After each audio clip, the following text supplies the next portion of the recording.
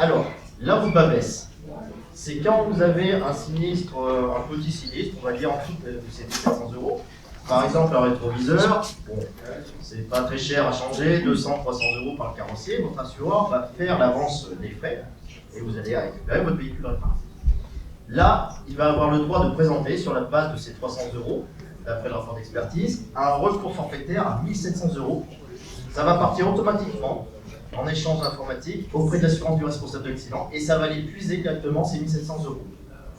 Bon, si jamais l'assureur adverse n'est pas content parce qu'il y a un problème de responsabilité, il y aura une contestation. Mais globalement, si ça se passe bien, votre assurance va récupérer 1700 euros en ayant déversé 300 euros. Donc un petit bénéfice, voilà, je ne vous le dis pas évidemment, mais bon, tout se passe bien, il n'y a pas de souci pour vous. Imaginons un autre cas de figure, il y a un tiers qui vous rentre dedans, vous n'êtes pas responsable de l'accident, toujours. Là, c'est pas la même, vous en avez pour 3000 euros de réparation chez le carrossier. Là, votre assureur, bien sûr, va faire l'avance des frais du carrossier, il va payer ces 3000 euros. Par contre, il n'aura toujours droit, bien sûr, qu'au forfait de 1700 euros. Donc, il va aller chercher automatiquement ces 1700 euros, mais lui, il aura payé 3000 euros. Donc, un gros déficit dans cette histoire pour votre assureur. Vous en cumulez comme ça, un coup de pas de chance, ça peut arriver, hein, on l'a vu avec plein de clients à nous, une mauvaise série, 2-3 à la suite en l'espace d'un an ou deux, ça va remonter dans les algorithmes chez l'assureur et vous allez sortir en rouge. Vous n'êtes pas devenu un mauvais conducteur, vous êtes devenu un mauvais risque pour l'assurance. Vous êtes devenu accidentogène. Et accidentogène avec des déficits à chaque fois. Et donc c'est pour ça, et il y a peu de gens qui le savent, c'est pour ça que vous subissez une hausse de la prime d'assurance. Ou pire, une résiliation de la part d'assurance.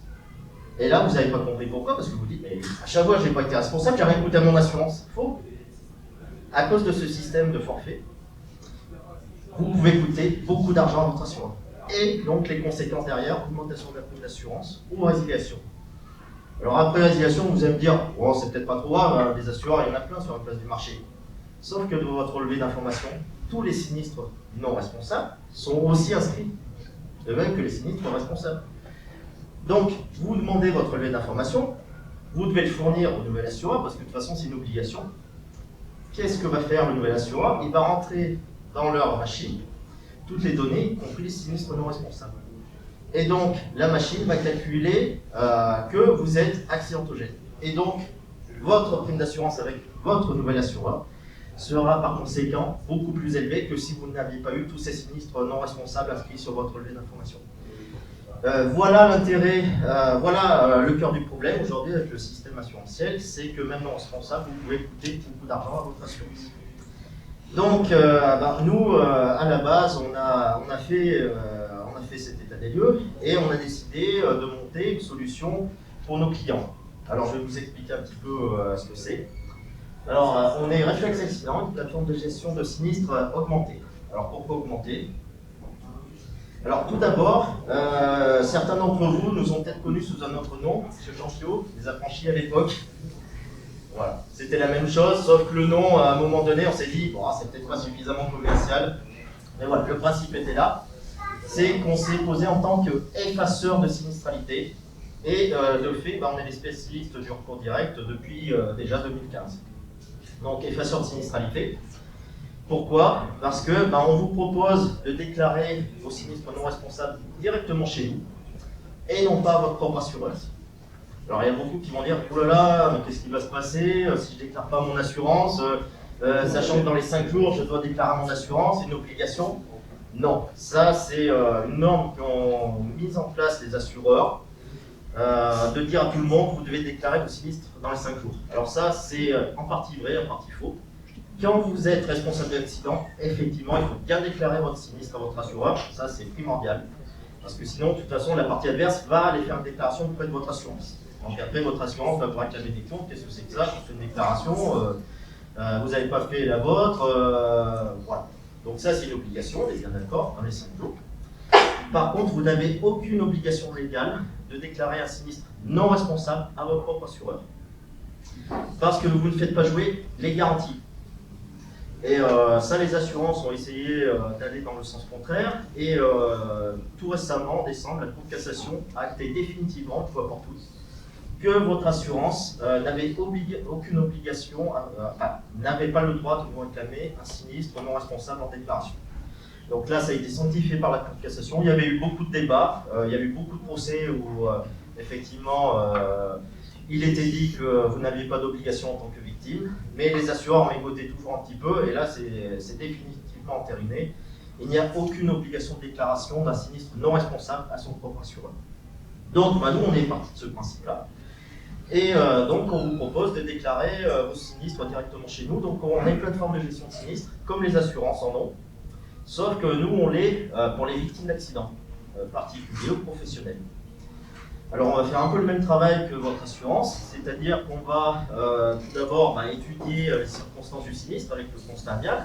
On va faire une analyse et on va vous répondre assez rapidement, dans les 24 heures. Ensuite, on va vous faire passer pour un devis chez un réparateur auto indépendant des assurances, non agréé. Et on va mettre dans la boucle un expert auto indépendant, c'est-à-dire qu'il n'a pas d'accord de convention avec les assureurs. Donc, je vais vous parler du processus un petit peu plus tard, mais le but, ça va être, puisque vous ne déclarez pas à votre assurance ce sinistre va être non impacté sur votre relevé d'information, d'où le terme d'effaceur de sinistralité. Donc, comme je vous disais, on s'est créé en 2015, on n'est pas parti de grand-chose, on est parti d'une... Je voulais savoir quand on fait le constat, finalement. Oui. On est obligé de mettre une préférence de notre assurance, donc l'autre déclarera quand même notre... Alors c'est vrai que la plupart du temps, le réflexe, puisque c'est marqué sur le constat amiable, c'est d'indiquer sa compagnie d'assurance et son numéro de contrat. Alors certains qui savent un petit peu ne mettent plus la société d'assurance, ils mettent juste recours direct. Ça c'est une astuce qu'on donne à nos clients, mais encore faut-il qu'ils soient au courant à ce moment-là, au moment de la rédaction du sinistre. Donc effectivement, si on sent qu'on n'est pas responsable du tout de l'accident, si on veut faire un recours direct parce qu'on a été un petit peu informé, au lieu de mettre sa compagnie d'assurance, on met juste recours direct dessus sans mettre la compagnie. Effectivement, là, ils n'ont pas moyen d'aller demander aux petits copains des comptes. Et si on ne met rien? Ça revient au même. Ça revient au même. Alors après, il y a toujours le risque que le tiers adverse vous dise « Ah, mais vous n'êtes pas assuré », sauf que vu qu'il est responsable de l'accident, voilà. Il ne va pas faire trop le malin ou vous exiger tout une compagnie d'assurance parce qu'il sait très bien que c'est plus lui qui va payer qu'autre chose. Voilà. Donc, créé en 2015. Alors, pour la petite histoire, on est une start-up. Comme toutes les start-up, on a commencé dans un garage. Alors, sauf que c'était une carrosserie, c'est pas tout à fait un garage. Mais voilà, c'est mon co-fondateur, mon co-associé qui est propriétaire d'une carrosserie à Clermont-Ferrand, mais pas très loin. On est basé ici.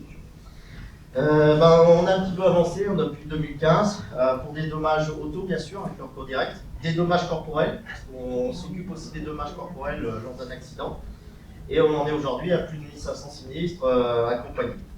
On a construit un réseau au fil du temps, donc au début c'était juste sur Clermont-Ferrand. On a eu la chance d'être mis en avant par l'émission M6 Turbo en 2017, donc du coup ça nous a mis le turbo à nous aussi. On a eu des clients de toute la France qui nous ont appelés, sauf qu'on n'avait pas le réseau à l'époque. Et donc, pendant tout l'été, il a fallu démarcher des réparateurs indépendants, des experts auto indépendants et leur demander on a des clients qui voudraient faire un recours direct, est-ce que vous ne voudriez pas travailler avec nous? Et bon an, ça s'est construit. Ensuite, on s'est de plus en plus professionnalisé. On a pris un directeur commercial qui a été très efficace. Et aujourd'hui, on en est à un réseau de 120 experts un peu sur toute la France. Et expert auto plus dommages corporels, parce qu'il y a les deux dedans, et 350 réparateurs indépendants des assurances.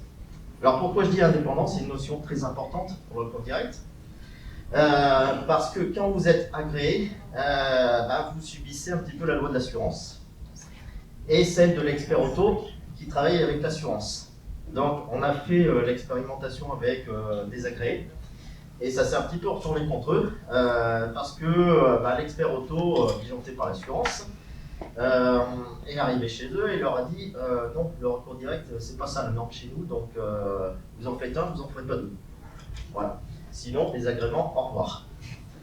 Voilà, donc c'est pour ça qu'on ne travaille plus qu'avec des indépendants d'assurance pour leur éviter d'avoir des gros soucis. Ou partiellement agréés juste sur une marque d'assurance. Voilà. Donc c'est une solution assez innovante, assez inconnue, je pense. Et on a fait l'objet de quelques articles de presse spécialisée, presse généraliste, alors surtout sur Clermont-Ferrand, la montagne. Voilà. Et on a gagné quelques prix et voilà, on a un petit peu parlé de nous à l'échelon local dans un premier temps. Donc comme vous voyez, on est passé dans quelques médias, donc M6 Turbo, on fait France Bleu Auvergne, voilà, quelques médias spécialisés Madines pour les startups. Là on est passé tout récemment dans l'Argus de l'assurance. Alors Reflex Accident, c'est quoi? Donc je vous en ai un petit peu parlé au tout début. C'est une plateforme de gestion de sinistres augmentée, multi-activité, pour particuliers et professionnels. Donc le but, c'est bien sûr de gérer à la place de votre propre assurance et d'essayer de vous faire bénéficier des meilleures conditions d'accompagnement et surtout de résolution du sinistre, c'est-à-dire même au niveau indemnisation. Alors, plus pour le corporel. Alors, pour le matériel, ça marche aussi. Par exemple, vous avez droit à des compensations auxquelles vous n'auriez pas droit en passant par le système assurantiel classique. Par exemple, les préjudices d'immobilisation du véhicule. Pourquoi? Parce que, à cause toujours de ces accords de la convention IASA, votre assureur va être enclin à vous dire vous n'y avez pas droit. Sauf que si, légalement, vous y avez droit. Un exemple donc, sur l'immobilisation du véhicule. Dans la convention IASA, il est dit que les préjudices de l'immobilisation ne font pas l'objet de compensation entre assurances. C'est un abandon de recours. Donc, si votre assureur vous paye de l'immobilisation pendant 10 jours où le véhicule est chez le garage, donc 10 jours à 10 euros, 100 euros de préjudice d'immobilisation. Votre assureur, vous lui dites, moi je sais que j'ai droit à 10 jours à 10 euros, vous devez 100 euros. Il va vous dire non, c'est pas possible. Pourquoi c'est pas possible? Vous n'y avez pas droit. Non. Légalement, vous y avez droit. Sauf que si lui vous fait l'avance des 100 euros, il n'aura pas le droit de les réclamer à l'assurance du responsable d'accident qui va lui opposer son mensuel ça avant de recours. Vous pensez bien que votre assureur ne va pas aller sur cette voie-là parce que ça fait 100 euros de perdu pour lui. Légalement, par contre, ça fait partie du préjudice de la victime.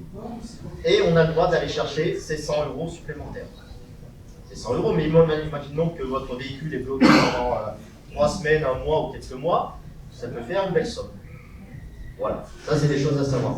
Et c'est encore plus prégnant pour le dommage corporel, parce que le dommage corporel, vous ne savez jamais vraiment en tant que particulier ce à quoi vous pouvez prétendre. C'est-à-dire que si vous restez dans le mécanisme assurantiel, c'est un peu pareil que l'auto, c'est qu'ils vont vous mettre en relation avec un expert médical, mais qui travaille pour l'assurance toute l'année, qui est missionné par l'assurance toute l'année et qui font quasiment que ça toute la journée.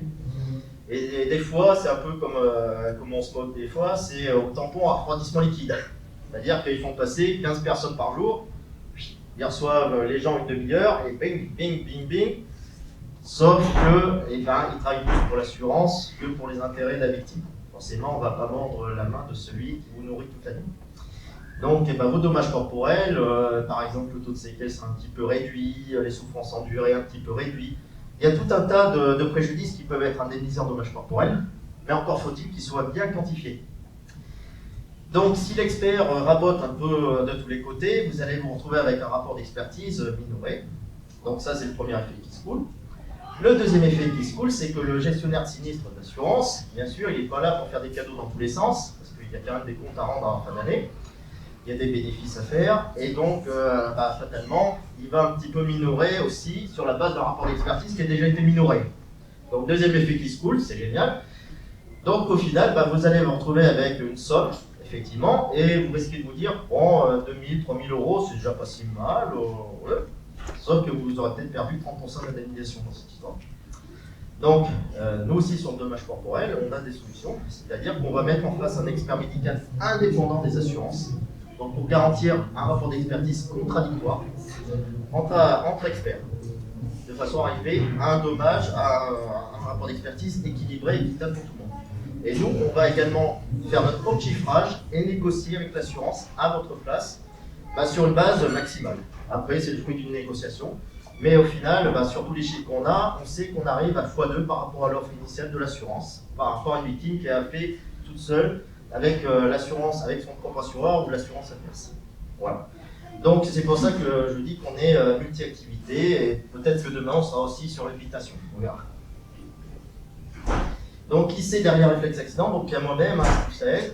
Alors j'ai un parcours presque d'assureur, sauf que j'ai jamais été assureur. Hein. J'ai travaillé pour le service assurance du groupe La Poste, géré la flotte des véhicules jaunes, donc 100 constats par jour, vous recevez. La Poste, au chantier. Si vous tombez sur un véhicule jaune, pensez à moi. Mais voilà, très générateur de sinistres. Mais bon, j'ai beaucoup appris de ce côté-là sans être assureur. Et donc, j'ai beaucoup appris aussi de comment ça se passait, leurs trucs et astuces, voilà, que j'ai appris à retourner contre eux. Donc, d'où mon expérience. Et donc, mon co-associé, Benjamin Labonne, qui a maintenant 4 carrosseries. Ouais, il n'a pas remis le jour, il a 4 carrosseries sur la région du Puy-de-Dôme. Donc, membre de la FFC Réparateur, qui est aussi dans plusieurs commissions. Donc, lui, c'est vraiment le côté réparation automobile. Voilà.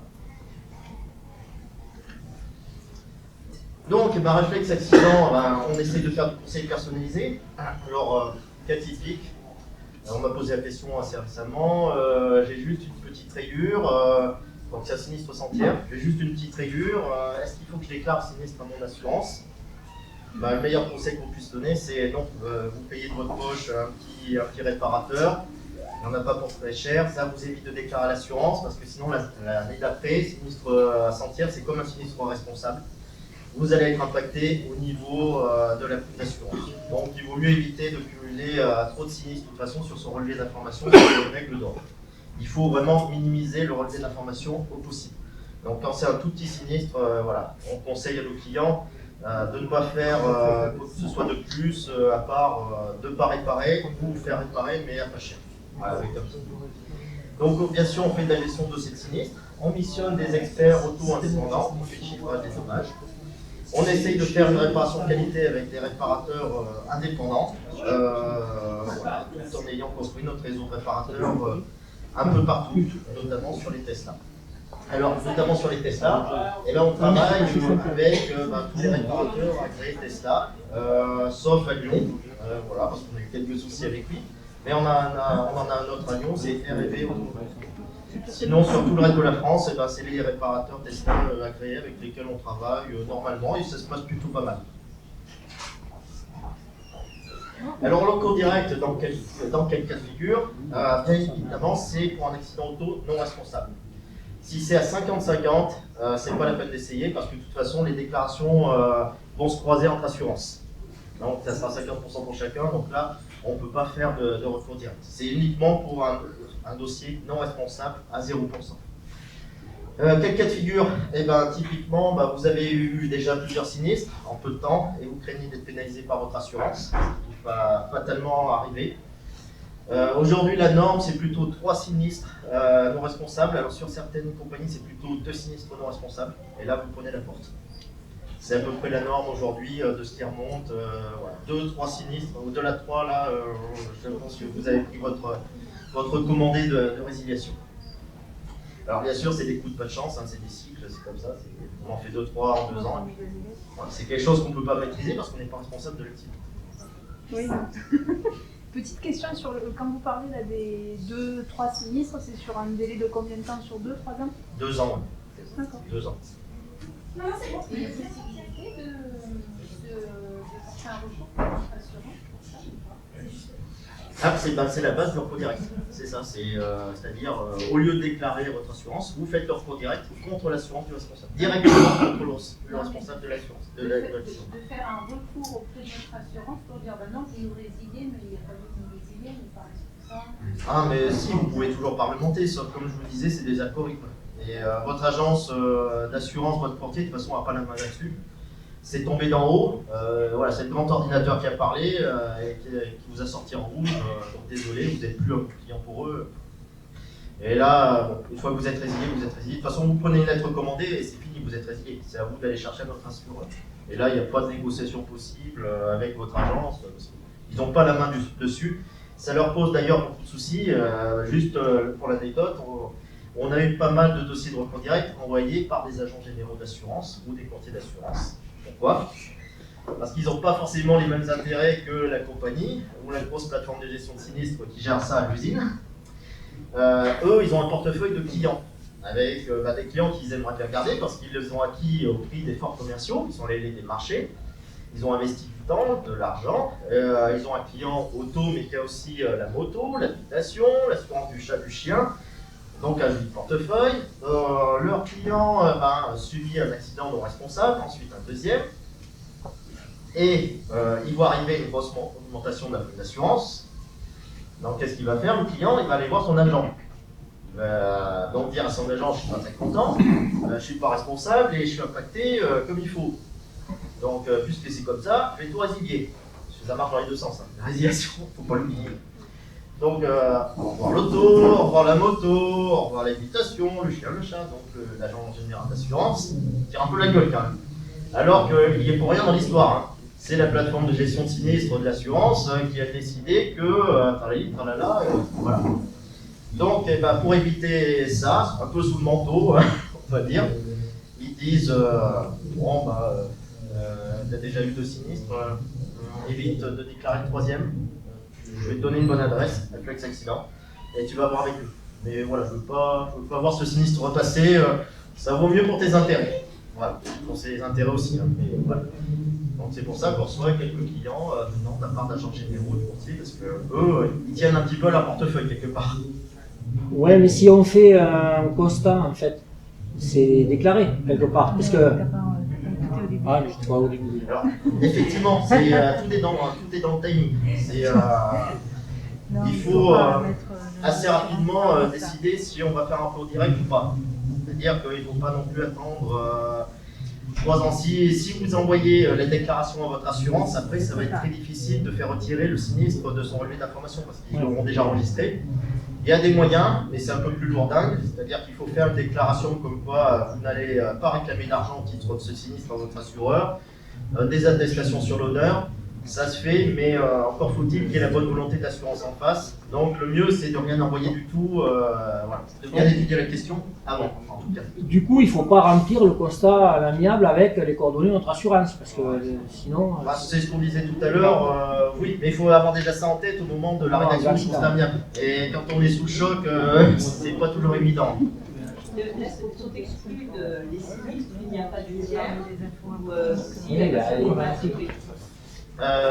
Oui, tout à fait. Alors, quand c'est sans-tiers, effectivement, il n'y a que vos garanties propres qui peuvent jouer, donc vous êtes obligé de déclarer, sinon vous n'avez droit à rien.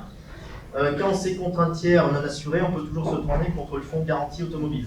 Voilà. Mais il y a des conditions un peu drastiques, pour du dommage corporel à un certain montant. Voilà. Ils ont, au début, ils donnaient à tout le monde, et puis vu les sommes qu'ils ont eu à payer, ils ont commencé à mettre des restrictions de plus en plus importantes pour dire non, mais vous n'y allez pas droit. Et que peut-il se passer sur le constat? Donc on a marqué retrait direct, rien du tout, et en fait on s'est trompé, on a un petit peu de tort, enfin vous examinez le sinistre et effectivement ça marche pas. Voilà, tout à fait. Nous on va faire cette analyse-là. Il faut refaire le constat, transmettre à l'assurance.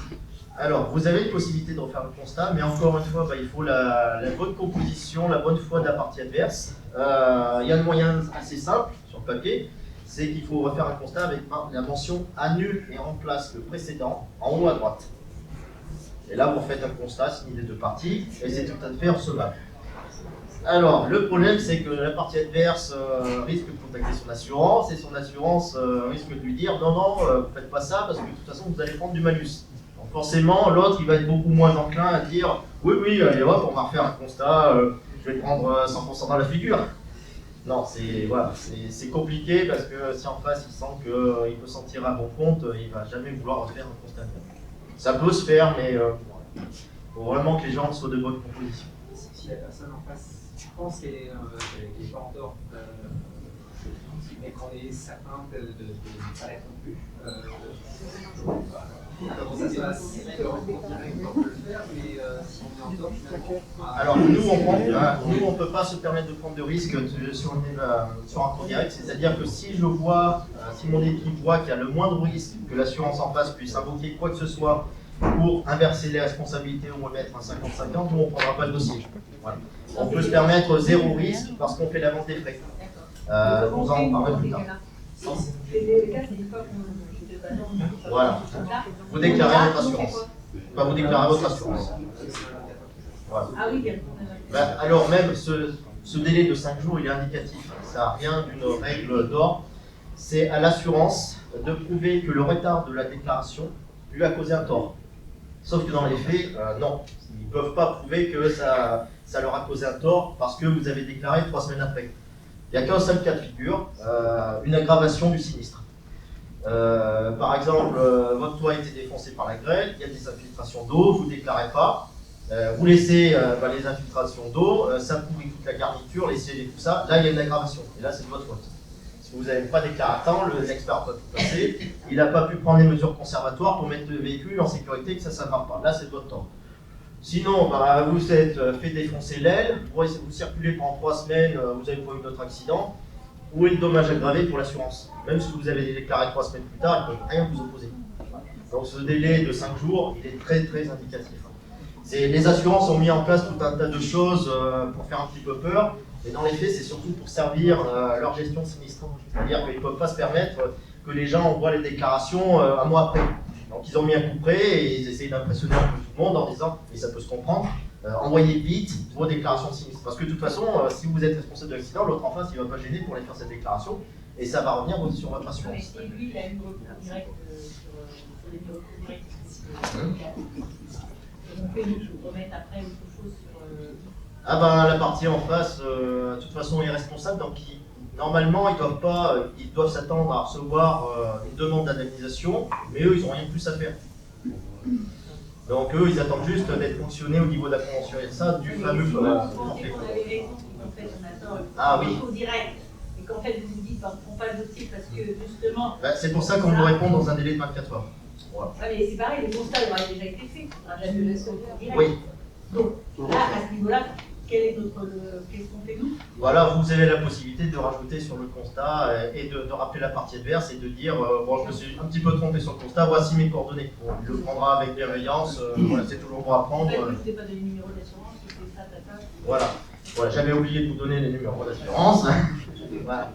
Et ça passera. Donc, comment ça fonctionne le schéma assurantiel classique par rapport à nous? En fait, c'est l'assurance qui articule tout, vous en doutez un peu. Donc, ils vont missionner l'expert, le réparateur, et ils vont procéder à la réparation du véhicule ou à l'indemnisation de votre dommage. Alors, on a oublié de changer les affranchis par réflexe accident, mais bon, c'est pareil. C'est réflexe accident qui va s'occuper de tout, c'est-à-dire la relation avec vous directement, avec l'expert auto-indépendant qu'on aura missionné, le réparateur indépendant qu'on aura mis dans la boucle, l'assurance du responsable de l'accident. Et s'il y a une opposition en face ou qui ne répond pas, on mettra dans la boucle un avocat pour terminer ça en justice s'il le faut. Alors le recours direct, c'est une solution pour les clients pour éviter de déclarer des sinistres non responsables, comme vous l'avez compris. Donc aucune déclaration de votre sinistre à votre propre assureur, un relevé d'informations qui n'est pas impacté, pas de risque d'augmentation de la prime ou de résiliation. Et surtout, c'est sans les soucis administratifs parce que c'est compliqué, ça reste compliqué. Le recours direct, c'est basé sur du droit, donc c'est long, c'est compliqué avec le système juridique français. Il faut produire des éléments de preuve, donc rapport d'expertise, des factures. Mais bien souvent, ça ne suffit pas à l'assurance du responsable de l'accident qui est bien content de mettre quelques bâtons dans les roues, donc ils vont aller chercher il faut le moyen de preuve de votre client qui dit que votre client a bien payé le carrossier ou l'expert, il nous faut une facture à quitter, il nous faut le relevé de compte, je vous jure que c'est vrai, du client. Donc ils demandent un extrait de compte du client, bien sûr. Ils mettent pas mal de bâtons dans les roues parce que c'est pas leur sauce du tout, le recours direct. Ils travaillent selon un schéma industrialisé, presque d'usine, et le recours direct c'est un peu le grain de sable dans les rouages. Donc ils n'aiment pas du tout, et sur le principe ils sont formellement opposés au recours direct bien souvent. Il y a des assureurs qui sont plus dans un schéma bienveillant vis-à-vis du recours direct. Vous en avez un, alors c'est pas pour lui faire de la pub, mais il a un stand, c'est Drivelec, Alliance. Qui lui est quand même plutôt bienveillant dans ce processus et qui ne mettra pas de bâton dans les roues. Voilà, du moins pas à son niveau. Il y en a d'autres aussi. Alors j'ai aucun intérêt avec Drivelec, juste on a décidé de partager le stand, on a un petit peu discuté. Et j'ai été très surpris parce que d'habitude, le discours des assurances, c'est non, recours direct, surtout pas, il n'y a que notre système qui marche, on ne veut pas entendre parler, etc. D'où les bâtons d'aller au bout. Mais c'est en train de prendre un petit peu plus, c'est en train d'être un petit peu plus admis par certaines assurances. Mais il faudra encore du temps.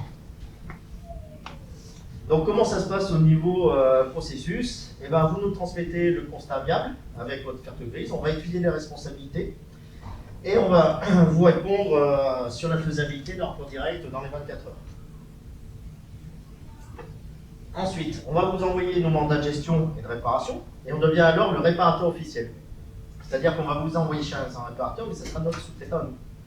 Ça ne sera pas votre réparateur à vous. C'est nous le réparateur, votre réparateur dans cette affaire. Alors on va établir un chiffrage d'après un devis ou d'après un pré-rapport d'expertise et on va le transmettre à l'assurance du responsable de l'accident pour une expertise contradictoire dans un délai légal de 21 jours.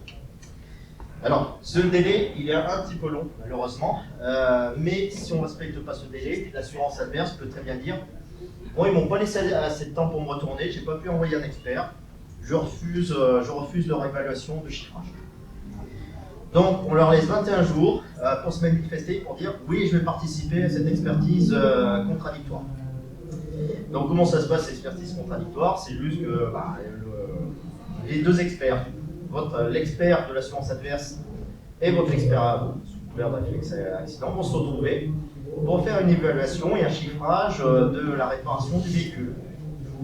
Donc, bon, ils vont un petit peu négocier, mais normalement, ils doivent arriver à une méthodologie de réparation et puis un chiffrage. Et une fois qu'ils sont tombés d'accord sur le chiffrage, ils font un PV. Et là, normalement, le montant de la réparation doit être pris en charge par l'assurance, vu que ça a été passé en contradictoire. Sauf que des fois, c'est simple. Donc, souvent, ils n'envoient même pas d'expert. On leur envoie une convocation, au bout de 21 jours, on n'a pas de réponse, donc ça va être une expertise unilatérale avec seulement notre expert. Et ça sera totalement opposable parce qu'on les a convoqués, ils ne sont pas venus. Après, on ne va pas les chercher non plus à coup de fusil. À un moment donné, ils ont eu 3 semaines pour se manifester, ils ne l'ont pas fait. Tant pis pour eux. Notre rapport d'expertise leur sera opposable. Donc, on peut lancer les réparations dans la foulée et on fait l'avance des frais de réparation et d'expertise. Pourquoi on fait ça? Parce que dans notre schéma assurantiel classique, c'est votre assurance qui fait l'avance de tous ces frais. Donc, nous, on n'aurait pas du tout été concurrentiel si on ne l'avait pas fait. Donc, effectivement, on paye la facture de réparation du sous-traitant à votre place et les frais d'expertise à votre place. Donc, bien sûr, on va réclamer tout ça à l'assurance adverse. Donc, à partir de ce moment-là, ça devient transparent pour vous, quasiment. Parce que vous récupérez votre véhicule, vous avez fait l'avance de rien du tout. Voilà. Pour vous, ça s'arrête là. Pour nous, ça continue. Donc là, on va aller réclamer le montant de tous les préjudices qui ont été recensés par le rapport d'expertise, la note d'honoraires de l'expert, bien sûr, auprès de l'assurance du responsable de l'accident. Bon, là, ça devient un peu plus gratiné parce que soit on nous oppose un silence frappant, voilà, on fait guirlande, des mises en demeure, pas de suite. Alors au début, quand on a commencé il y a 7 ans, quand ils nous répondaient, quand ils voulaient bien nous répondre, c'était pour nous dire « Ah bah désolé, votre client doit passer par son propre assureur ». Oui, mais attendez, c'est pas ça du tout le but de l'opération. Et souvent, on nous répondait ça. Et donc, il a fallu aller au carton en justice et qu'ils se fassent condamner en justice plusieurs fois pour qu'ils comprennent un petit peu que la base légale, c'était pas leur convention IRSA. Au passage, les conventions ne sont opposables qu'entre ceux qui les ont signées. Vous êtes leur client, vous n'avez pas signé la convention IRSA, ils n'ont pas le droit de vous l'opposer. Donc, au fil du temps, quand même, ça a été mieux reconnu. Et quand ils répondent, on arrive à une solution amiable. Et l'indemnisation se fait correctement. On a encore des soucis d'assureurs qui ne répondent jamais au bout de 3 mois. Donc, qu'est-ce qui se passe au bout de 3 mois? On vous fait une cession de créance, c'est-à-dire que vous nous signez un papier comme quoi vous nous cédez votre créance, et on va porter l'affaire devant les tribunaux de commerce avec une injonction de payer. Et dans les 6 mois, normalement, l'assurance est condamnée avec un titre exécutoire, ce que l'UCF fait exécuter, et l'argent est pris directement sur le compte, leur avocat fait un joli chèque. Voilà. Donc on arrive maintenant beaucoup plus facilement à se faire rembourser de tous ces frais. Et heureusement parce que ça peut faire des sommes assez importantes au bout d'un moment. Mais bon, voilà, c'est un nouveau schéma qu'on a mis en place il n'y a pas longtemps. Parce qu'on est allé beaucoup devant les tribunaux et ça prenait 2 à 3 ans et donc gros souci de trésorerie quand même à la clé. Oui. D'où vient la franchise? Alors la franchise, c'est uniquement dans les contrats. C'est-à-dire que si vous ne faites pas jouer votre contrat, il n'y a pas d'histoire de franchise. Quand vous n'êtes pas responsable d'un accident, l'assureur en face n'a pas le droit de vous opposer une franchise contractuelle, vu qu'il n'y a pas de contrat entre vous et l'assurance du responsable de l'accident. C'est uniquement si vous déclarez votre propre assurance, par exemple pour vos propres garanties, vous êtes responsable d'accident, effectivement vous avez une franchise. 200, 300 euros, peut-être plus, mais c'est prévu au contrat. Mais c'est uniquement vos garanties contractuelles. En face, la franchise, ça ne peut pas exister contre l'assurance du responsable d'accident. Ils n'ont pas le droit de vous opposer ça, ni de vétusté d'ailleurs. Il faut le savoir. Parce que certaines fois, on vous oppose de la vétusté alors que vous n'êtes pas responsable d'accident. Bon, il n'y a pas de vétusté. Il y a juste une évaluation du rapport d'expertise. Alors, les épaves, c'est encore autre chose. Alors, on sait d'expérience que les experts des assurances ont une petite tendance à minorer le montant de l'épave de 20%. Évidemment, parce que l'assurance a tout intérêt à rembourser le moins possible. Et souvent, même, ils ont intérêt à mettre le véhicule en épave plutôt que de faire procéder à une réparation coûteuse. Donc voilà, ça c'est des choses qui se font. Voilà. Le meilleur moyen de défendre la valeur de son véhicule épave, c'est de mettre en place une expertise contradictoire avec votre propre expert auto, indépendant, de façon à arriver à un chiffrage qui corresponde à la réalité. Et que vous ne soyez pas tout seul à argumenter avec l'expert de l'assurance qui va vous dire « Ah il y a une micro-rayure là, c'est moins de 600, etc. etc. » Là, votre expert auto indépendant va regarder le carnet d'entretien, il va regarder bien sûr la valeur qu'il y a sur le marché, la centrale, l'Argus, l'occasion, et il va dire à son collègue expert auto, non je ne suis pas d'accord, là tu es en train de minorer, moi j'ai des éléments chiffrés, pas question, il est complètement à jour de son carnet d'entretien, tu vas me revaloriser ça de 10%. Voilà. Donc ça on fait aussi, mais de manière un peu plus ponctuelle, parce qu'on ne gagne pas vraiment notre vie, nous on est vraiment réparateur. On peut vous mettre en relation avec des experts auto sur toute la France pour défendre vos intérêts quand vous sentez que l'expert en face est quand même pas très sympa. Voilà. Et donc, comme je vous disais, si jamais on veut aller en justice, nous on assume, vous n'avez aucun frais de justice à payer. Vous nous cédez votre créance et nous on va payer nos propres avocats pour les chercher, ou l'huissier pour les chercher le remboursement. Et bien sûr, on va leur faire payer nos frais d'avocat, au passage et l'huissier. Alors, comme je vous disais, le recours direct, c'est une ancienne procédure qui remonte aux années 70. C'est une ancienne procédure, hein. C'est la procédure légale du Code des assurances. Et à l'époque où les assurances faisaient ça, il n'y avait pas l'informatique qu'on a aujourd'hui. Et donc c'était tout un coup de paperasse, de papier carbone et tout ça, ils s'en sortaient pas. Et pourquoi on s'est lancé dans cette aventure? Parce que l'informatique a fait un petit peu de progrès depuis. Et on a des solutions complètement digitales qui nous ont permis, en quelque sorte, d'industrialiser le processus. C'est-à-dire que toutes les tâches chronophages, pénibles, on les a simplifiées, par exemple avec la signature électronique. Il y a 7 ans, on envoyait nos mandats de gestion par email, mais il fallait rescanner, il fallait renvoyer par la poste certaines fois. C'était long, c'était pénible, ça agaçait nos clients, donc on a mis en place la signature électronique. Et d'autres éléments, en fait, ça suit un cheminement un petit peu, je dirais, balisé, et on n'en sort pas. C'est-à-dire que ça avance, à chaque fois que les étapes sont validées, ça avance tout seul. Et on a même un système de relance automatique auprès de l'assurance quand on fait nos réclamations. Bref, on a essayé d'optimiser tous les points d'achoppement, tous les points qui étaient chronophages pour que le dossier avance le plus vite possible. Il reste encore ce délai légal de 21 jours, mais sinon, globalement, ça va assez vite aujourd'hui. Donc, c'est un service qui est accessible tout le temps. Vous avez un espace clientèle, vous pouvez savoir où est votre dossier. C'est une plateforme collaborative entre le client, l'expert et le réparateur, c'est-à-dire qu'ils peuvent s'échanger des informations ou se mettre d'accord pour une date de rendez-vous, par exemple. Notre chiffrage des dommages avec l'expertise, puis la négociation avec les assurances. Après, c'est un point très important pour nous, c'est compatible avec le RGPD. Le RGPD, c'est vraiment une force de l'Europe, que le reste de la planète n'a pas trop, mais qui nous envie. c'est la protection des données personnelles. C'est-à-dire qu'aujourd'hui, vous, une société, n'a pas le droit de transmettre des éléments d'identification d'une personne sans son consentement. C'est-à-dire que tous les abus qu'il peut y avoir sont normalement interdits. Et c'est sanctionnable par la CNIL. Par exemple, si l'assurance adverse transmet à votre propre assureur le constat amiable où il y a quelques éléments d'identification de vous, au hasard, la plaque d'immatriculation, votre nom, prénom, votre adresse, voilà, donc votre CV, disant bah, tout ça va à son petit copain, l'assureur, votre propre assureur, nous, on envoie un courrier au responsable du traitement des données, les deux assureurs, et on leur dit soit vous rectifiez ça et vous effacez le sinistre du relevé d'information, soit on fait une plainte à la CNIL. La CNIL peut reprendre le dossier et il risque jusqu'à 4% d'amende correspondant au chiffre d'affaires mondial de l'assurance.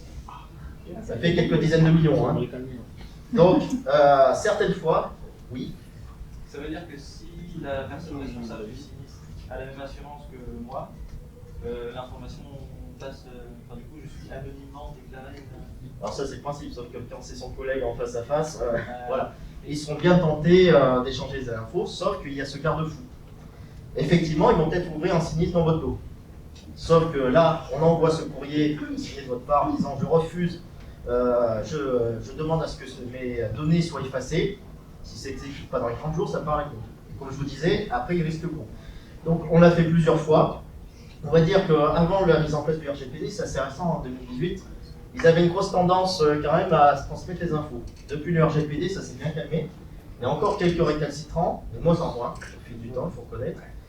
Et à chaque fois qu'on envoie un courrier comme quoi on va transmettre à la CNIL, ils font vite l'effacement du sinistre. Hein. Voilà. Il y en a un qui n'avait pas résisté, mais il n'avait pas répondu, la Massif. La CNIL lui a fait une mise en demeure, on s'est exécuté. Ça a été fait dans les 24 heures.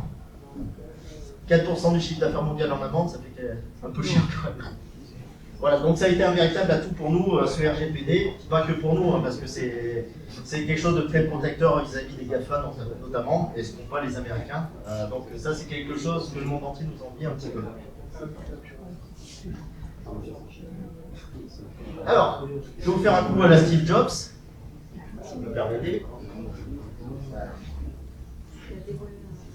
Quand il avait un gros truc à annoncer à la fin d'une conférence, il faisait one more thing, un petit truc en plus. Bah, je vais vous faire la même chose, je ne m'appelle pas Steve Jobs, je suis que Steve Saez. La moitié. C'est pour vous annoncer la création du premier constat auto digital qui va vous accompagner complètement dans la rédaction du constat amiable. Quelque chose qui va changer la vie de tous ceux qui en ont marre de faire des constats papier dans des conditions assez dantesques des fois, et avec des constats qui vont se retourner contre eux bien souvent parce que le constat était mal rédigé. Donc, on fait le constat papier. Alors, déjà, il faut en avoir un dans la boîte à gants. Si aucun des deux conducteurs n'en a, ça devient problématique. Qu'est-ce qu'on fait? Ah bah attends, j'ai une feuille de papier, j'ai un stylo, on va bien arriver à se débrouiller. Ah bah, sauf qu'il manque les contrats d'assurance, il manque l'adresse, il manque... Ah super. Où on se retrouve le lendemain? Bah, bien sûr, oui, on se retrouve le lendemain, surtout le responsable, il va venir, il sera à l'heure, ne vous inquiétez pas.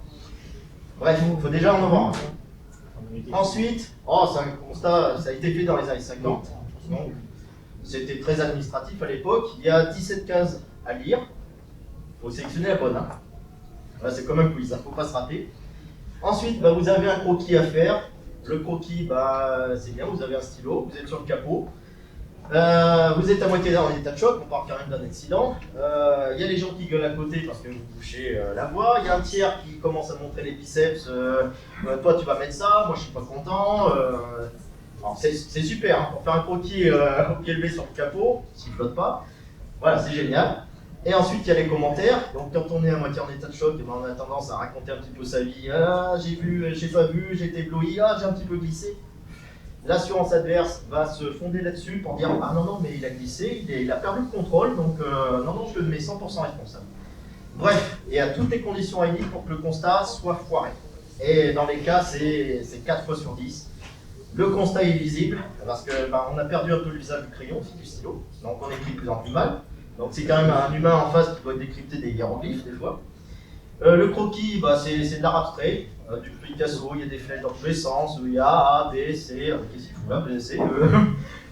Voilà, donc le gestionnaire de sinistre, en face, c'est un humain, il va s'arracher les yeux pendant 20 minutes à essayer de décrypter le constat amiable. Donc soit il va se tromper dans l'évaluation de la responsabilité, ça va se retourner contre vous, soit il n'en sait rien. Qu'est-ce qui se passe? Il met 50-50 à tout le monde. Merci, au revoir. Donc, fort de cet état des lieux, on a des clients professionnels qui nous ont dit, par exemple, des loueurs de véhicules ou des transporteurs qui nous ont dit moi j'ai beau faire des formations à mes chauffeurs, 2 heures après ils ont tout oublié et je cumule les sinistres, donc je commence à en avoir un peu marre. Est-ce que vous ne pourriez pas trouver quelque chose? Et on a beaucoup réfléchi, on a fait 2 ans de développement et on s'est dit qu'il fallait partir de l'expérience utilisateur, le sinistré mais aussi l'assureur. Parce que c'est une relation à 2.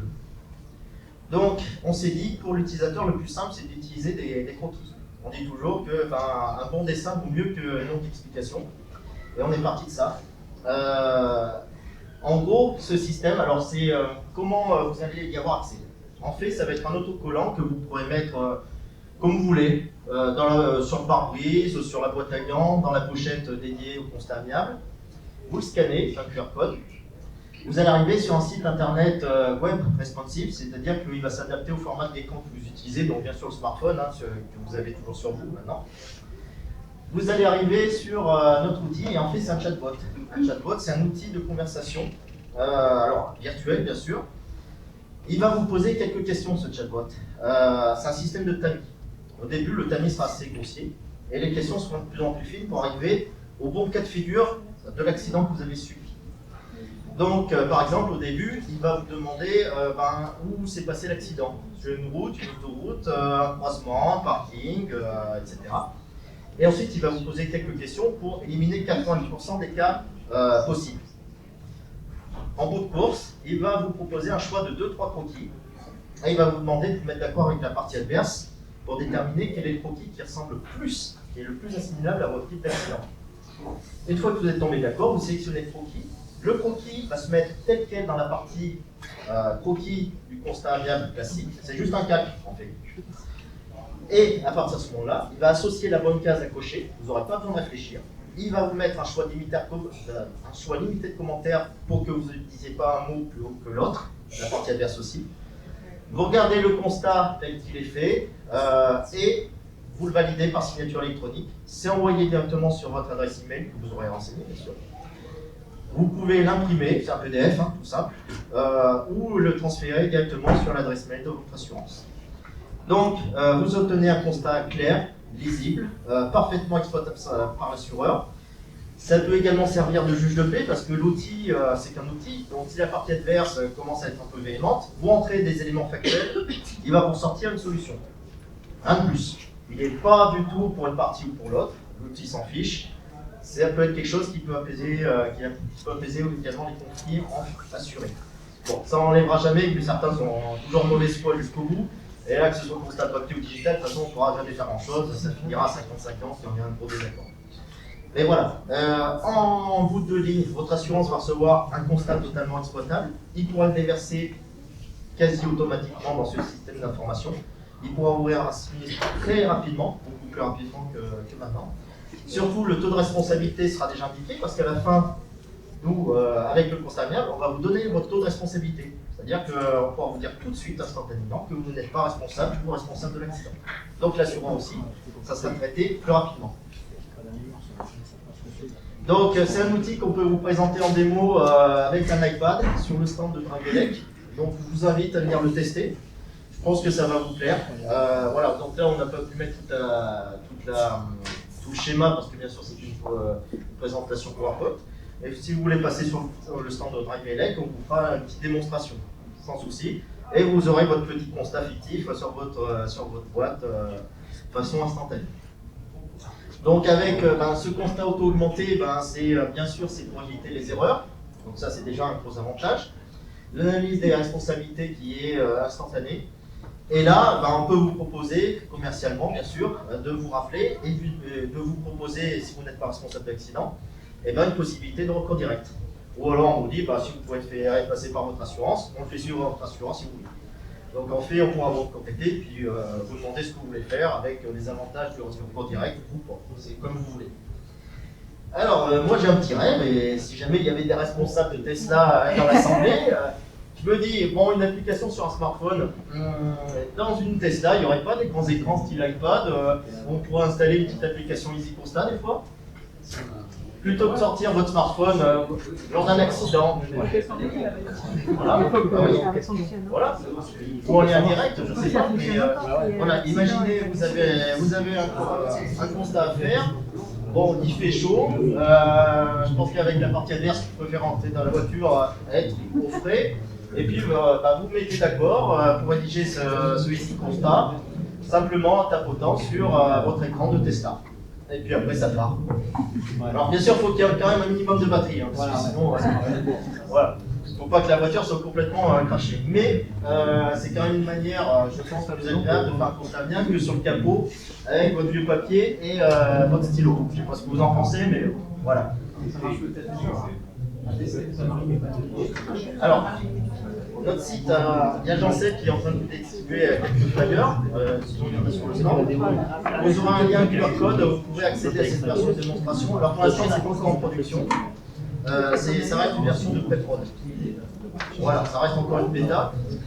On l'a présenté il y a 2 semaines à Vivatech, qui est le grand salon de la tech parisienne, et on a eu la bonne surprise d'avoir nombre d'assureurs qui sont venus nous voir et qui nous ont dit ça peut être pas mal pour nous et pour nos clients, donc on aimerait bien voir avec vous. Donc on a de gros espoirs, par exemple, s'ils fournissent à leurs assurés un QR code personnalisable, vous scannez dessus, il y aura déjà tous vos éléments d'information préremplis. Nom, prénom, immatriculation, contrat d'assurance. Après le cheminement du constat en 5 à 10 minutes, votre constat viable il est fait. Donc ça serait vraiment tout bénéfice pour tout le monde, les accidentés et les assurants. Donc on est en train de voir avec eux, on leur fait beaucoup de présentations en ce moment. Beaucoup de visions. On n'aura pas besoin de tout est imprimé et Ah non, mais c'est après ça. Je pense qu'on va rajouter une option. Est-ce que vous voulez qu'on vous rappelle pour vous proposer des offres On aura la possibilité d'enlever les références. Oui. Ça, c'est des choses qu'on a encore en développement. Ça, en fait, on a voulu montrer, on a fait une démo juste pour montrer à tout le monde que le concept était quand même super. Après, on a encore quelques points de développement à faire. Mais vous pourrez aller tester par vous-même cette solution-là. Voilà. Sachant qu'il n'y a pas encore la signature électronique à faire dedans, mais à la limite, vous pouvez vous en servir comme guide. Par exemple, quand vous êtes sur le chemin des vacances, si vous ne savez pas comment remplir le constat amiable, vous prenez le modèle, vous le recopiez. Tout de suite en l'état, ça peut vous servir de guide pour rédiger un constat amiable comme il faut. Bon, après, il faut être doué pour dessiner le coquille, mais voilà. À mon avis, il ne faudrait pas un constat, un coquille aussi net que ça. Mais bon. Voilà, donc je ne sais plus si je suis dans le timing. Moi, je suis un petit peu en avance. Si vous avez d'autres questions, moi, je reste à votre disposition. Oui, monsieur. Oui, moi, je voulais savoir, par rapport au recours direct, là, vous disiez que en fin de procédure, vous vous occupez de tout le reste qui prend plusieurs mois, et donc vous essayez d'aller chercher l'argent auprès de l'assureur qui, en général, fait le plus. J'ai fait un recours direct il y a 2 semaines. Alors je savais que je venais ici, que je savais que vous avez prévu. Ah bah vous avez bien fait. Et je ne trouvais pas votre nom. Donc je l'ai fait moi-même, le recours direct.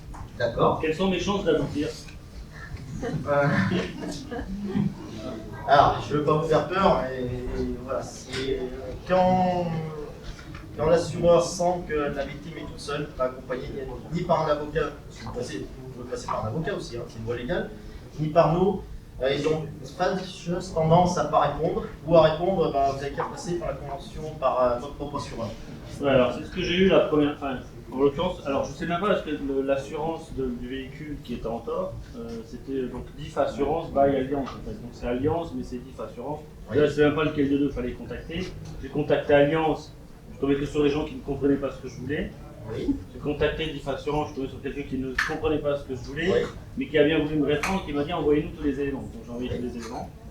Et depuis j'attends, donc depuis une semaine, pas de réponse. C'est ça le problème, c'est qu'ils ont tendance à abuser du rapport de force qu'ils ont avec la victime, parce que c'est pas leur client. A priori, voilà, vous leur rapportez rien au final, vous n'avez pas de contrat chez eux. C'est pas non plus leur intérêt de se jeter dessus pour payer. Voilà, à un moment donné, vous aurez peut-être l'obligation de passer par un avocat pour les débrouiller un petit peu. Et du fait, malheureusement, c'est souvent comme ça que ça se finit. D'accord. Et du fait que je suis déjà allé voir un expert, il a déjà expertisé, fait un chiffrage, j'ai envoyé les éléments, c'est trop tard pour passer par vous maintenant? Alors oui, parce que quand l'expertise a déjà été faite, et encore, votre expert, c'est un expert indépendant ou un expert d'assureur? Ouais, c'est un cabinet d'experts qui travaille à la fois pour les assurances et qui est aussi des experts indépendants. Non, là on ne pourra rien faire. Parce que le problème, c'est que quand ils ont fait leur évaluation tout seuls de leur côté, ils vont rester campés là-dessus. Ils vont jamais vouloir revenir en arrière, même si vous faites une contre-expertise. Ils vont dire, moi j'ai raison, toi t'as tort, bon je viens de négocier 1 ou 2 heures comme ça en plus, mais pas plus. Voilà. C'est très difficile de les faire plier. Une fois qu'ils sont prononcés, ils ne veulent surtout pas se défausser. C'est pareil pour les experts médicaux. Nous on a des clients qui sont passés, qui ont fait confiance à leur assureur, ils sont passés devant l'expert, ils ont senti que ça s'était très mal passé, ça avait été blacklisé. Et ils reviennent vers nous en nous disant, est-ce que vous pouvez faire quelque chose pour moi, parce que je ne suis pas du tout content du rapport d'expertise. Alors là, la bonne technique à faire, c'est de balayer le premier rapport d'expertise, dire à l'assurance, la victime refuse les conclusions d'expertise adverse. Donc vous allez donner un choix de 3 nouveaux experts, rien à voir avec le premier, et on va opposer un expert indépendant. Et là, il y aura une veille peut-être contradictoire, parce que si on fait une contre-expertise avec le premier expert, c'est un médecin, il va dire, moi je reste campé sur mes positions, j'ai fait une bonne évaluation. Sinon, ça serait se défausser. Bah oui. Ça serait reconnaître que soit il a fait du travail d'un compétent, soit il a fait du travail plutôt pour la tête de l'assurance. Hein. Donc jamais il va pouvoir se défausser. Il faut toujours liquider la première expertise et demander des nouveaux experts. Sinon, en face, c'est une question d'honneur hein, après, et de réputation. Effectivement, je pense qu'à un moment donné, vous devrez passer par un avocat si ça reste bloqué. Après 2 courriers en recommandé, malheureusement. Sinon, j'avais une dernière question. Si jamais je dois passer par une voie légale pour faire entendre mes droits, est-ce que j'ai le droit de passer par un tribunal sans avocat? Parce que c'est en dessous de 4 000 €, hein, c'est juste une griffure sur une porte. Est-ce que je peux passer par une procédure qui ne me coûte rien? Ou est-ce que je dois passer par un avocat? Est-ce que je peux faire payer les efforts? De toute façon, même si vous publiez, ça reste très difficile parce qu'en face, ils vont vous opposer un avocat avec tout ce qu'il faut en argumentation, des conclusions, une dizaine de pages à lire et à répondre. Ils vont aller chercher tout ce qu'ils peuvent en mauvaise foi pour vous dire vous avez droit à rien du tout, c'est vous qui nous devez de l'argent, monsieur. Donc c'est un travail de professionnel. Ça reste très compliqué et très long. Comme je vous dis, ça peut prendre 2 à 3 ans. Et ils vont faire tout ce qu'il faut pour vous miner et que vous laissez tomber. C'est une voie usuelle de l'assurance, c'est l'usure. L'usure, de ne pas répondre, ou exiger des tonnes de documents, ou tout remettre en question, c'est une bonne technique. Et ça, il n'y a plus des professionnels qui peuvent tenir le choc face à ça. Non, en fait, je fais ça juste pour m'amuser en fait. Alors c'est un tout petit pet dans la carrosserie, un tout petit enfoncement qui présente la voiture sans que ça se voit. Et comme on dit, ça peut être sympa, mais ça dure longtemps. Hein. Vous allez vous amuser un petit moment. Hein. Oui. Comment vous gagnez votre vie? Alors, on gagne notre vie parce qu'on a un sous-traitant qui va facturer une réparation avec ses propres taux de main-d'œuvre. Et nous allons refacturer sur la même base, sur la même méthodologie, mais avec un taux de réparation de main-d'œuvre supérieur. Par exemple, si le réparateur sous-traitant est à 70 € hors taxe de l'heure, nous on va passer à 90 € hors taxe de l'heure. Et c'est notre facture, parce que ça sera nous le réparateur officiel, qu'on va présenter à l'assurance du responsable de l'accident. Donc il va nous payer avec cette facture complète, donc bien sûr avec différentiel entre le réparateur sous-traitant et notre taux à nous. Donc c'est là qu'on va chercher notre bénéfice. Mais à vous, on ne va pas facturer de frais de gestion ou autre. Ça n'a pas besoin sur les Tesla, les gratuités, les mêmes. Pardon? Si on va chez un e-shop, un réparateur avec Tesla, il va proposer son temps. Oui. Vous allez reproposer. Ah bah, par exemple, s'il est à 100, alors je ne sais pas combien sont, je crois qu'ils sont assez chers quand même, les Tesla. Oui, c'est cher. Voilà, et je ne sais plus 100 ou 130, peut-être des fois. Nous, on passera à 130 ou 150 € de l'heure. Voilà. C'est là-dessus qu'on va gagner notre marge. Étant donné qu'on ne facture rien de plus, on ne pourrait pas gagner autrement que sur ce biais-là. Voilà. Nous, on part du principe que de toute façon, il y a un responsable d'accident, il est assuré. C'est bien à l'assureur du responsable de l'accident d'indemniser complètement la victime. Alors après, il y a des gens qui vont dire « Ah mais vous vous auriez pu passer par le petit réparateur du coin, ça aurait coûté 60 balles de l'heure. Non, il y a une notion très importante que vous devez savoir, c'est que tout le monde a le libre choix de son réparateur. C'est que l'assurance n'a aucun droit de vous dire vous devez passer par monde agréé. Ça n'est pas du tout une obligation légale. Alors bien sûr, ils vous incitent fortement à passer par leur réparateur agréé, sauf que c'est parce que ils ont aussi des accords très très intéressants pour eux. Mais vous avez tout à fait le droit de dire moi je préfère passer par mon petit réparateur que je connais d'habitude. Et ça, ils n'ont pas le droit de vous le refuser. Ouais, mais du coup, est-ce qu'ils peuvent nous demander de faire l'avance? Alors, c'est effectivement un des arguments qu'ils mettent en avant. Ouh là là, monsieur, vous allez passer par le petit garage Tartampion. Ouh là là, monsieur, vous allez faire l'avance des frais. Non, c'est totalement faux. Alors ça, c'était vrai il y a 20 ans. Votre carrossier, il allait effectivement vous demander de l'argent. Sauf que maintenant, les carrossiers ils font cette avance de frais. Ils vont vous demander de faire une cession de créance. C'est-à-dire que c'est eux qui vont acheter la créance. Et ils vont la présenter à l'assurance pour se faire payer, eux, à votre place. Donc ça, c'est des arguments fallacieux qu'utilisent souvent les assurances. Alors jamais à l'écrit, jamais à l'écrit. Ils vous diront, si vous leur dites, vous mettez ça à l'écrit, jamais. Ils vous diront toujours ça à l'oral au téléphone. Oh là là, vous risquez de faire l'avance des frais. Donc forcément, ça fait peur au client, et le client va se dire, oh je vais passer par votre agréé. Voilà. Ils usent de tout un tas de biais un petit peu psychologiques pour vous garder dans leur giron, faire passer leur expert auto chez un réparateur qui coûte pas cher, tout va bien. Du coup, une question, quid des véhicules de prêt quand on passe par notre assurance avec un incident comme ça? Si on passe par vous, on passe pas par l'assurance, on ne fait pas valoir le véhicule de prêt, on est garanti d'avoir un véhicule réparé sous 21 jours?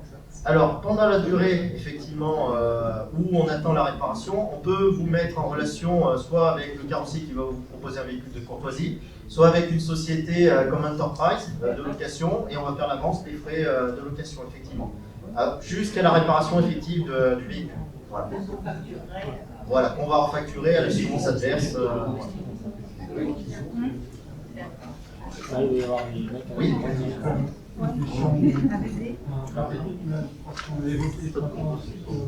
Après, c'est vraiment de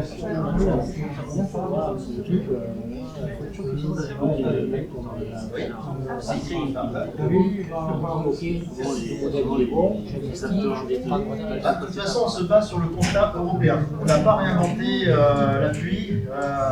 On se base uniquement sur le constat amiable auto que vous connaissez tous, parce qu'il est européen. Il marche d'ailleurs dans plusieurs pays européens, c'est exactement le même.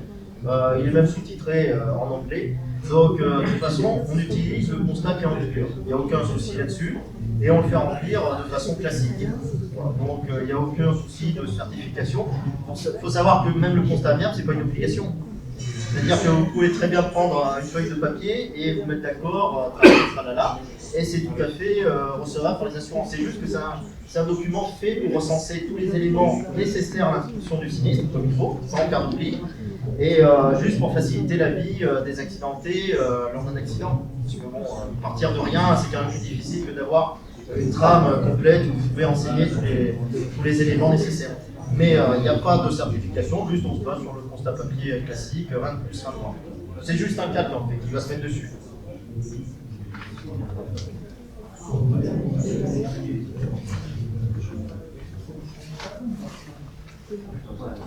Comme ça va être plus pratique. Juste un petit complément à ce que disait M. Saez. Lorsque vous avez un accident non responsable, que vous passez par votre compagnie d'assurance, j'en parle puisque ça m'est arrivé il y a quelques années et j'avais fait appel aux affranchis à l'époque. Si j'étais passé par ma compagnie d'assurance, la réparation de ma voiture aurait été prise en compte, bien évidemment, mais on est un certain nombre ici à avoir des accessoires, des coverings, des céramiques, qui ne figurent pas nécessairement dans les conditions particulières de l'assurance.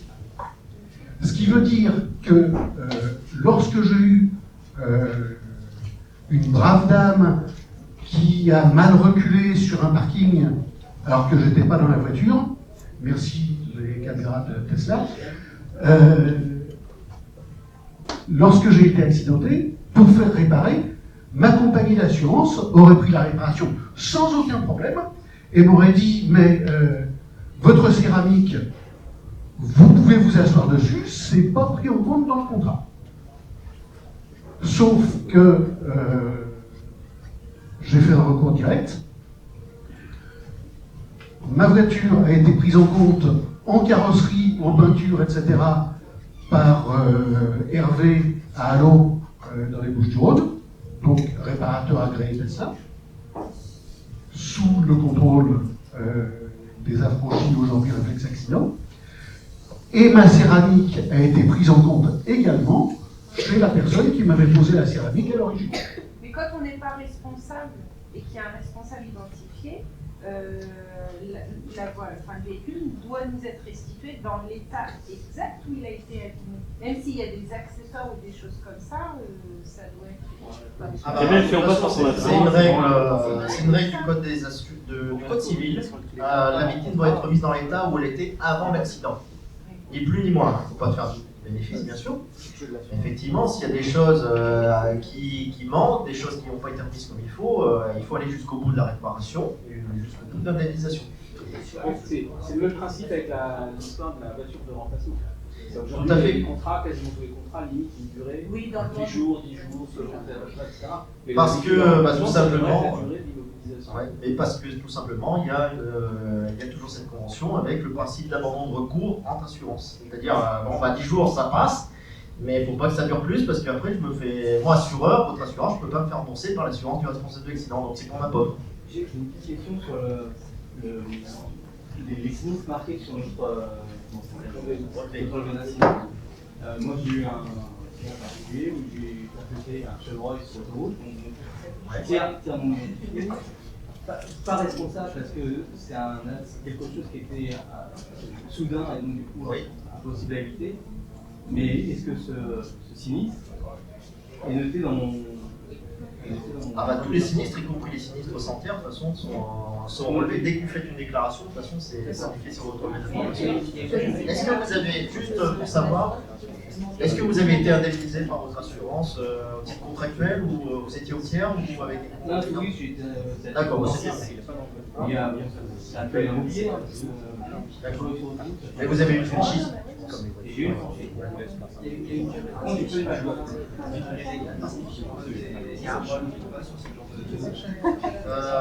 Alors normalement c'est sur les 3 dernières années minima, il y en a qui mettent un peu plus, mais c'est au moins sur les 3 dernières années. Ouais, je crois que c'est 3 ou 5, mais c'est minima 3, ça c'est sûr. Voilà. Ah oui, sur les 5 dernières années. Ouais, mais ça doit être sur les 5. Oui. Non responsable en l'occurrence. Pardon?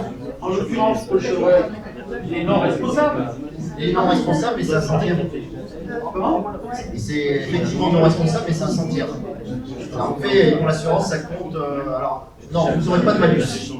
Si c'est centière sans responsabilité, vous n'aurez pas de malus. Si c'est centière avec responsabilité, bien sûr, vous aurez un malus. Bon là, un chevreuil, vous ne pouvez rien y faire, ils ne vont pas vous compter un malus. Mais par contre, tout le reste qui va bien, les franchises, ça va suivre.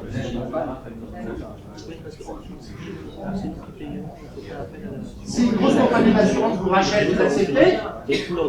Alors, nul n'est à l'abri de recevoir un gros chèque. Hein. Non, honnêtement, aujourd'hui, on n'est pas dans ce schéma-là. À un moment donné, on s'est dit, on leur pourrit tellement la vie qu'ils vont peut-être faire un chèque pour débarrasser du coup. C'était un secret d'espoir, voilà, toucher 10 millions d'euros, c'est pas fort. Non, ça c'est pas passé du tout comme ça. Aujourd'hui, je pense qu'on va plutôt essayer d'être intelligent, de faire une relation gagnant-gagnant avec eux, c'est-à-dire avec des constats. Il y a le recours direct, c'est un marché de niche, ça marche pas tout le temps, enfin ça marche pas pour tout le monde. C'est-à-dire qu'il faut des cas bien spécifiques. Par exemple, celui où on sent que c'est vraiment limite vis-à-vis de l'assurance. Là, on peut faire du recours direct. On va dire que pour 90% des cas, le schéma c'est classique convient bien, ça se passe bien. Mais par contre, il y a une frange de dossier où ça peut très mal se passer, ça peut très mal finir. Donc nous, on peut intervenir sur cette niche-là. Mais on va essayer aussi de diversifier nos services avec Easy Constat. Donc aujourd'hui, on est plus dans une relation de recherche de solutions avec les assurances. d'essayer de fluidifier un petit peu tout ça, parce que pour direct c'est compliqué. Donc si à un moment donné ils se posaient sur la table avec nous en voulant mettre une convention de règlement rapide avec eux, bah, nous on dirait oui, sur les conditions. Mais voilà, si nous réglaient nos sinistres dans les 3 mois, nous on signerait tout de suite. Et comme ça, tout ça serait apaisé, ça éviterait d'aller en justice, d'utiliser des huissiers. Ça se passerait très bien et on installerait un système complémentaire à celui que proposent les assurances. Je pense que tout le monde s'en porte très bien. Après, moi, comme je vous dis, on essaye de trouver des solutions avec constat pour eux et puis pour vous également. Voilà. Donc aujourd'hui, je ne pense pas qu'ils nous fassent un gros chèque, peut-être que ça arrivera un jour. Mais voilà, on est plus dans une relation de construire quelque chose avec l'ensemble des assureurs. On verra bien comme ça, comment tout ça tourne. Peut-être qu'un jour, ils vont se dire, ici, constat, nous on aimerait bien avoir la main dessus, et qu'effectivement, sur cette partie-là, ils pourraient être un peu plus intéressés. Bon, tout ça, c'est de l'expectative. Hein. C'est de l'extrapolation. Est-ce qu'il y a encore des questions? Non, je pense qu'on peut applaudir M. Cesque, qui peut-être vous avez gagné l'argent.